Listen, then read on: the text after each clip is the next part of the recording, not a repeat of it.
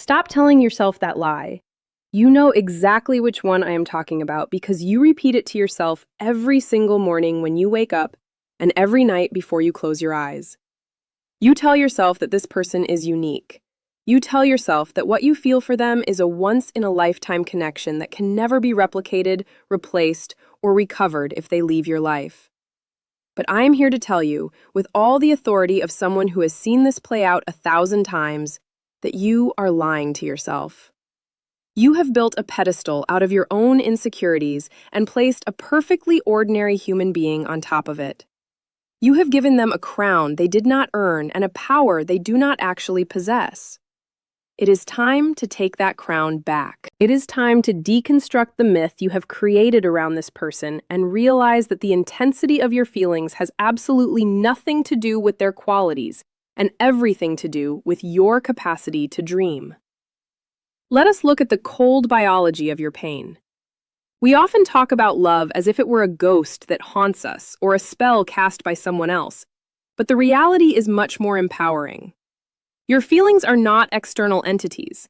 They do not live in the other person's smile, their voice, or their touch. Every ounce of euphoria, every stab of longing, and every wave of devastation you feel is a chemical creation of your own organism. It is an internal production staged in the theater of your brain. If a feeling is generated within you, it belongs to you. This is not just a comfort, it is a scientific fact. No one out there holds a monopoly on your ability to feel. You are the laboratory, you are the scientist, and you are the one mixing the chemicals. When you realize that the magic you attribute to them is actually just a reaction happening inside your own skull, you begin to understand that they are merely the catalyst, not the source. If the source is you, then the power remains with you. Think about the people you have loved in the past. There were likely several individuals who at one point felt like the center of your universe. At the time, you probably told yourself the same lie, that they were the only ones. Yet here you are, feeling that same intensity for someone entirely different. This proves that the intensity of the feeling depends on your vital moment, your vulnerability, and your willingness to engage, not on the objective perfection of the person in front of you. In fact, we often fall hardest for people who have very few objective qualities.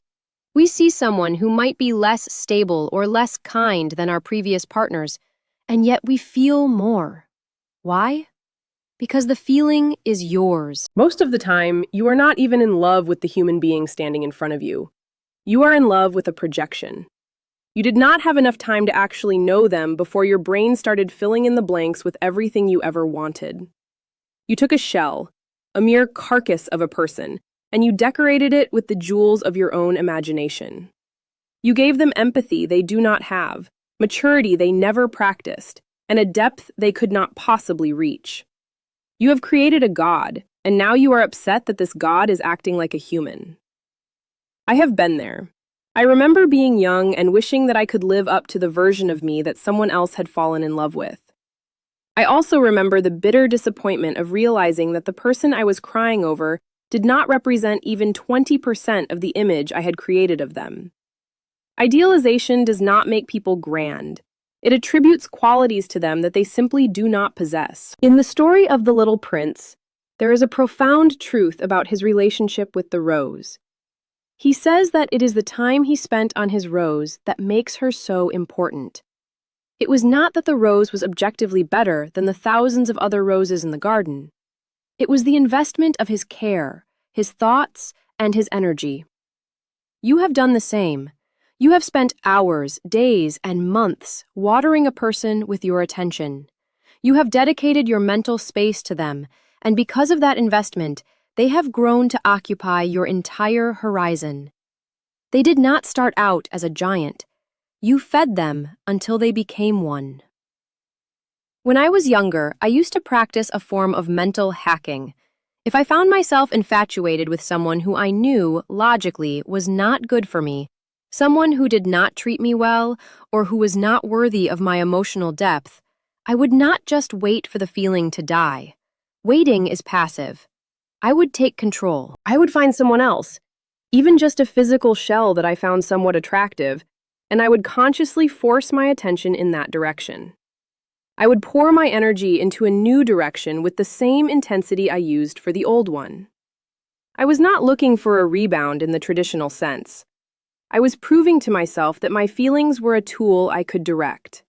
I was retraining my brain to realize that the unique connection I felt was actually just a fire I had started, and I could start that fire somewhere else if I chose to.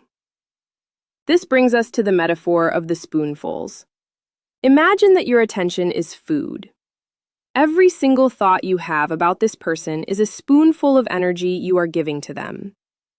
When you check their social media, that is a spoonful.